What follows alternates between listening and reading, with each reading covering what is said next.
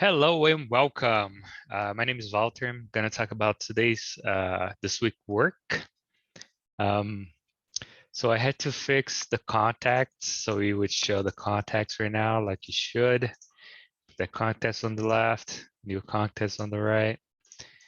And I also had to fix messages. And I have two messages over there, subject, send, clear. I worked about like 25 hours this week to finish all and catch up with the rest of everybody else. And this week work was supposed to be about the documents. And here's the documents that I have. If you click on it, it shows the URL, the name, description, and everything else. This is just a mock documents right now. They're hard coded, and I'm gonna show you here on the documents feature here. So pretty much follow the instructions, create an input for the select document, and then pretty much added all the stuff that I need. Here's where the select document comes. So if you don't do as an input, you wouldn't be able to work over here. And then the info text document, this document is actually in item details document. So that's where you get the document from. You just reminder on the new Angular, you always have to do exclamation point when using the syntax. I'm not sure why, but it doesn't work without it. And then that part of the document will go to select document. The document detail here, that's how it's made. This file was provided by the teacher. All we had to do is change this part right here and add document description and add the document URL. And the view, edit, and delete button is just there for right now. We haven't linked to anything yet. This is also the input the document, so we can use that in here. Just right here, so we can do the URL and the description, and that's part of the model right here.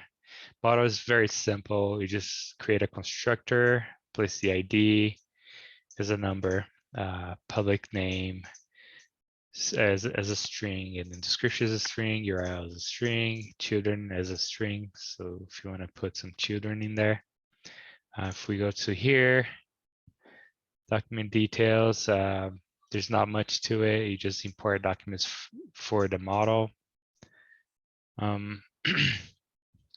Document items, there's not much to it. You just create a event emitter, so you can use it as over here in the app component.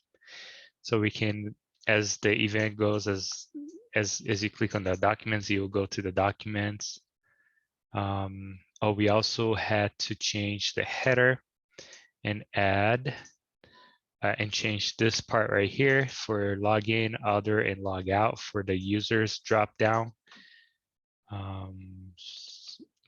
And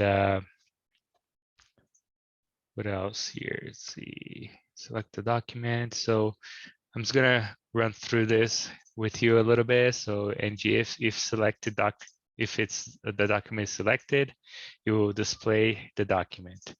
And the selected document is from here, for it, which will come from the document documents. And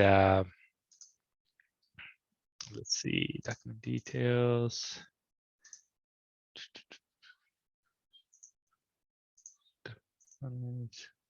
Let's go back here, and then else, it will just show the information like this info text here. If not, it will just show the document itself, which is the selected document name. I think that's pretty much about it. Let's see.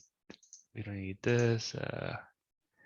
Document components. So here is just we just created on clicks on the on selected, which is right here, which we had to create a on selected, which we have to